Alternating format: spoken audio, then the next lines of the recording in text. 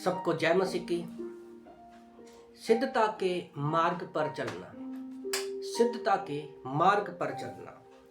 जब हम वचन को पढ़ते हैं उत्पत्ति की किताब अध्याय 17 वचन 1 में, जेनेसिस चैप्टर 17 वर्स 1 में, कि जब अब्राहम 99 वर्ष का हुआ तब यहोवा ने उसे दर्शन देकर कहा कि मैं सर्वशक्तिमान ईश्वर हूँ, मेरी उपस्थिति में चल और सिद्ध होता जा।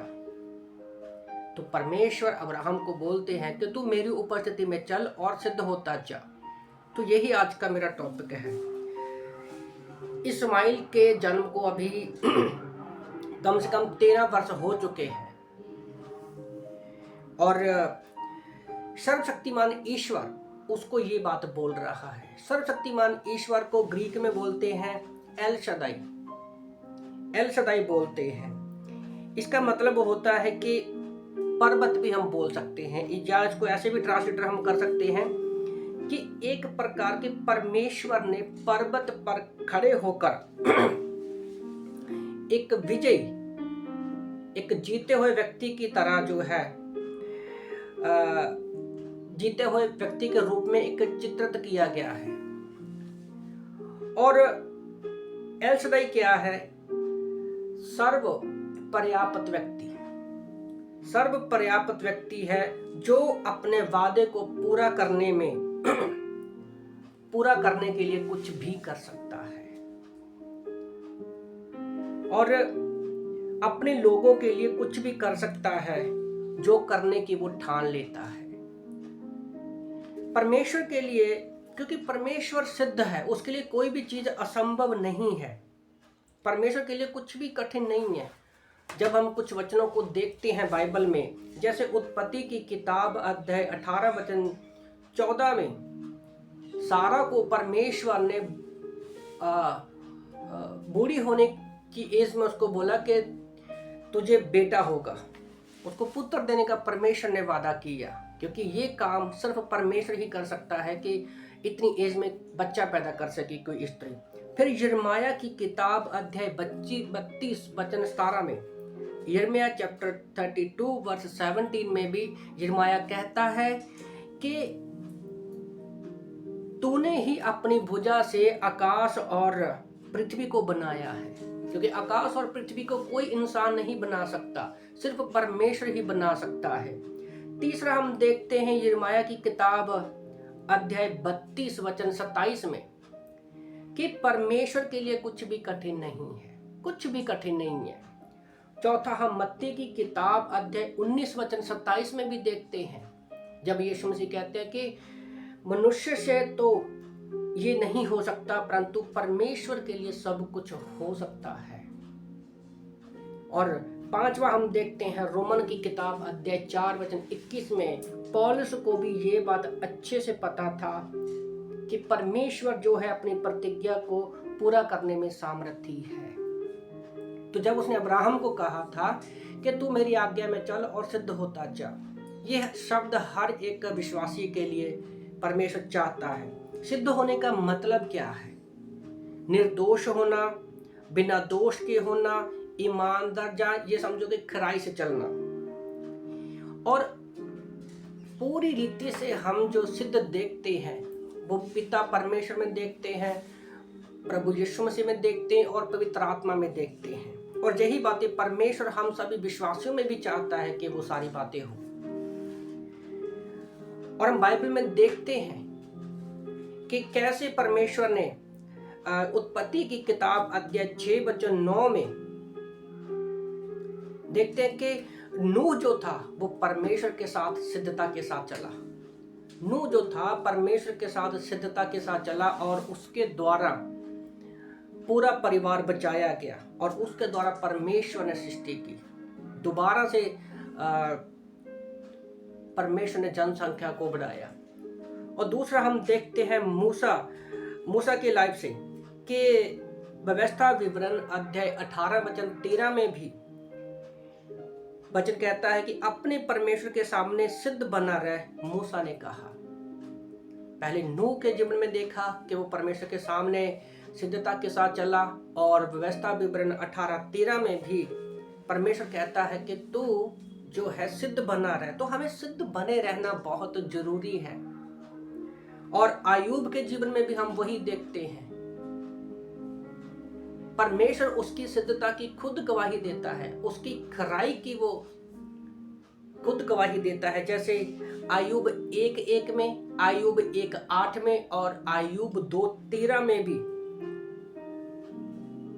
हम देखते हैं कि आयूब जो है परमेश्वर के सामने सिद्धता के साथ चला।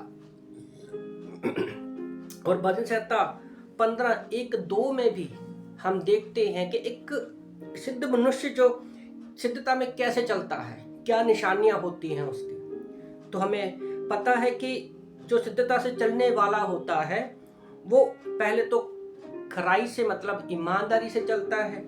दूसरा, वो हमेशा अधर्म के नहीं बल्कि धर्म के काम करता है।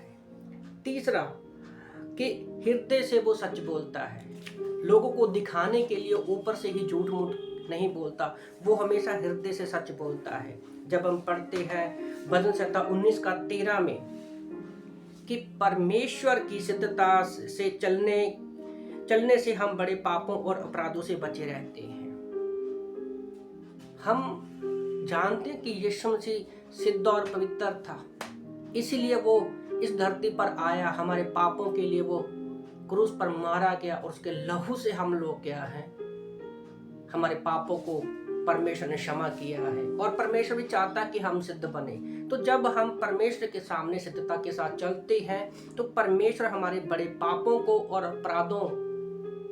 अपराधों को क्या करता है, हमें बचा के रखता है। क्योंकि अगर हम सिद्धता में परमेश्वर के पीछे नहीं चलेंगे तो हम शैतान को एक तरह से मौका देते हैं। जब हम पढ़ते हैं नीति वचन अध्याय 2:7 में कि सिद्धता के चलने वालों को परमेश्वर खरी बुद्धि और उनके लिए ढाल बनता है। तो सबसे पहले क्या है, जब हम सिद्धता में बने रहते हैं परमेश्वर हमें बड़े पापों से बचाता है, हमें बड़े अपराधों से बचाता है। दूसरा, परमेश्वर क्या है, हमारे लिए खरी बुद्धि बन जाता है और हमारे लिए मुश्किल के समय में वो ढाल बन जाता है। पहला कुरिन्थियों अध्याय 1:8 और कहता है कि अंत तक दृढ़ करेगा। और परमेश्वर ही है जो हमें सिद्धता में अंत तक दृढ़ बने रहने में हमारी मदद करता है। हम अपने कामों से, अपनी इच्छाओं में, अपनी लालसाओं में कभी भी सिद्ध नहीं हो सकते। जब हम पढ़ते हैं फिलिपियों की किताब अध्याय 2:15 में, सिद्धता से टेढ़े और हठीले के बीच परमेश्वर को निष्कलंक संतान ठहरे, हमारे अंदर जीवन का वचन है और हम संसार में जलते हुए दीपों की तरह दिखाई देते हैं। तो सिद्ध बने रहने के लिए क्या है, हमारे पास, हमारे अंदर जो है एक वचन का जीवन है। और हमें पता है कि पूरा संसार जो है वो शैतान के वश में पड़ा हुआ है। तो जो लोग हठीले हैं, टेढ़े हैं, निष्कलंक की संतान है, जो लोग टेढ़े हैं, हठीले, उन लोगों के बीच में हम परमेश्वर की सिद्धता को दिखाते हैं कि हम उसकी निष्कलंक संतान है। और उन लोगों के लिए हम एक दीपक का काम करते हैं, उनको रोशनी का काम करते हैं। मत्ती 5:13-16 तक हम लोग देखते हैं कि परमेश्वर ने हमें जगत की ज्योति और नमक बनाया है। और जब ज्योति बनाया है तो वो कभी भी हम उसको नीचे नहीं रखते, हमेशा ऊंची जगह पर रखते हैं ताकि सारे लोगों को क्या है, रोशनी मिल सके। पहला थिस्सलुनीयों अध्याय 3:13 में भी परमेश्वर का वचन कहता है कि सिद्धता के साथ चलता है। सिद्धता के साथ चलना है कि जब यीशु मसीह अपने सब पवित्र लोगों के साथ आए तो हम पिता परमेश्वर के सामने निर्दोष ठहरे। कई हम लोग देखते हैं कि आज उद्धार पाए हैं पर वो संसार में जी रहे हैं। पर पहला थिस्सलुनीयों 3:13 कहता है कि हमें सिद्धता के साथ चलना है कि जब यीशु मसीह बादलों पर हमें लेने के लिए आएंगे तो हम उसके सामने क्या है, निष्कलंक और निर्दोष ठहरे, सिद्ध बने रहे।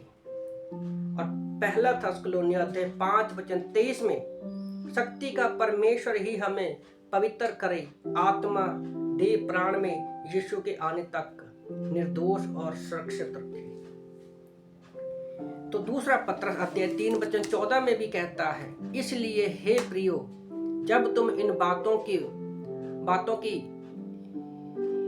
और देखते हो, ये यत्न करते रहो कि तुम शक्ति से उसके सामने निर्दोष और निष्कलंक ठहरो।